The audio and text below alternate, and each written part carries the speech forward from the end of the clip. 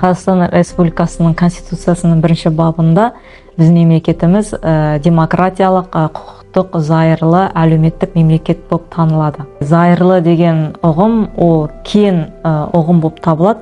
Ол гуманитарлық бағытта болуы да мүмкін. Ол адамның жаңағы моральдық құндылықтарын қалыптастыру.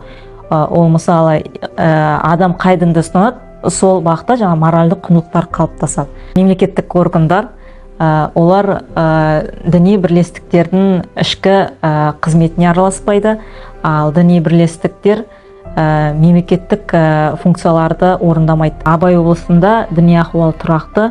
Қазіргі уақытта біздің өңірімізде 7 конфессия тіркелген.